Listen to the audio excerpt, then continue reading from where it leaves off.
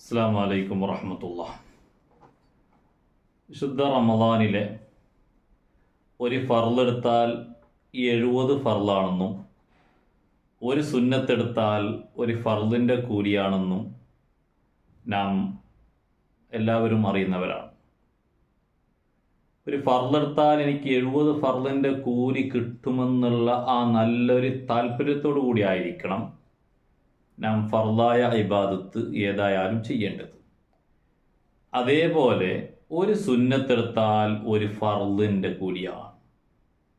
അത്രത്തോളം ബഹുമാനമുള്ള, അത്രത്തോളം ശ്രേഷ്ഠതയുള്ള ഈ റമദാനിലെ ഒരു സുന്നത്തായ അമല് ചെയ്യാനുള്ള ഒരു അവസരം ഒരു നിലക്കും പാഴാക്കാതെ നാം സൂക്ഷിക്കണം. അപ്പോൾ പരമാവധി സുന്നത്തുകൾ അധികരിപ്പിക്കുക. സുന്നത്തെടുത്താൽ തന്നെ ഫർളെടുത്തതിൻ്റെ കൂലിയാണല്ലോ.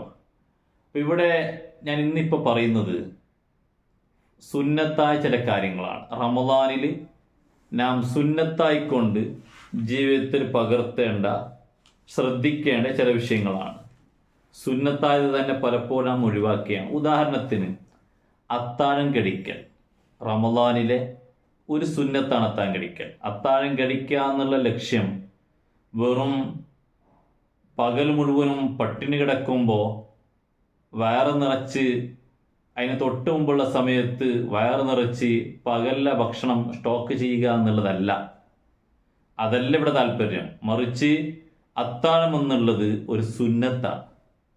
പകലിലെ നോമ്പിനിക്ക് തൊട്ട് മുമ്പ് ഭക്ഷണം കഴിച്ച് ആ നോമ്പോട് അടുക്കുന്ന സമയത്ത്, അല്ലെങ്കിൽ നോമ്പിലേക്ക് പ്രവേശിക്കുന്ന സമയത്ത് അതുമായി ബന്ധപ്പെട്ട ചില ഒരുക്കങ്ങളാണ് ഇതിലൂടെ വേറൊരു നിലയ്ക്ക് നാം ലക്ഷ്യമിടുന്നതെങ്കിലും വളരെ പ്രധാനപ്പെട്ട ഒരു സുന്നത്താണ് അത്താഴം കഴിക്കൽ.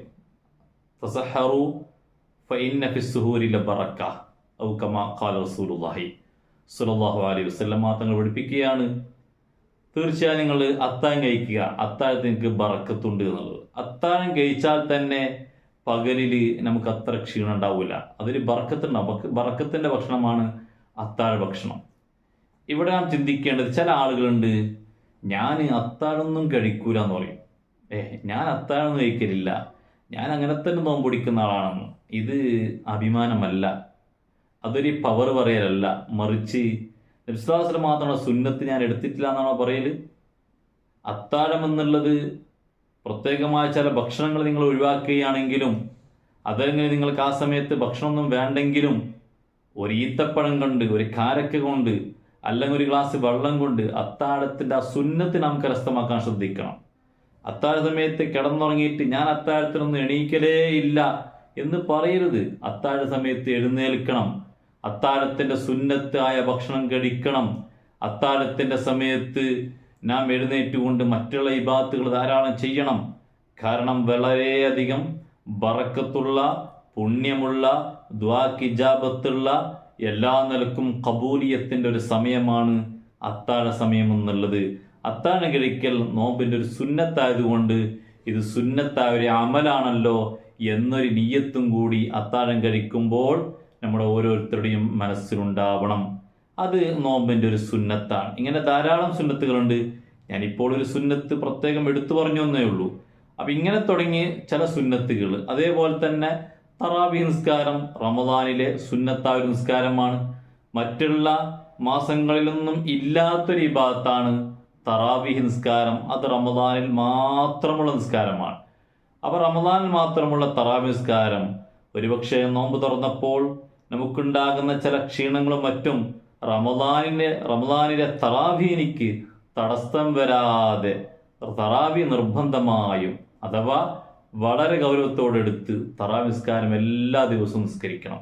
ഇവിടെ പറയാനുള്ള വേറൊരു കാര്യം ഓർമ്മപ്പെടുത്താനുള്ളത്, തറാവീഹ് നിസ്കാരം എന്നുള്ളത് പുരുഷന്മാർക്ക് മാത്രമായി പോയി, പുരുഷന്മാർക്ക് മാത്രമുള്ളതാണ് എന്ന് ചിന്തിക്കുന്ന ചില ആളുകൾ, സ്ത്രീകളാകുന്ന നമുക്ക് തറാവീഹ് ഇല്ല എന്ന് ചിന്തിക്കുന്ന ചില സ്ത്രീകൾ, ഇവിടെ മനസ്സിലാക്കണം, എന്തായാലും തറാവീഹ് നിസ്കാരം സ്ത്രീകൾക്കും ഉള്ള നിസ്കാരമാണ്. സ്ത്രീകളും തറാവീഹ് നിസ്കരിക്കണം. നോമ്പ് തുറന്ന ക്ഷീണം അതെല്ലാവർക്കും ഉണ്ടാവാം. എന്നാലും നിങ്ങൾ ഇശാ ബാങ്ക് കൊടുത്താൽ ഇശാ നിസ്കരിച്ച് ഇശാന്റെ സുനിസ്കാരങ്ങളൊക്കെ കഴിഞ്ഞാൽ 20 റക്അത്ത് തറാവീഹ് നിസ്കാരം, സുന്നത്തായ നിസ്കാരം ഓ എൻ്റെ പ്രിയപ്പെട്ട ഉമ്മമാരെ നിങ്ങളും നിസ്കരിക്കണം.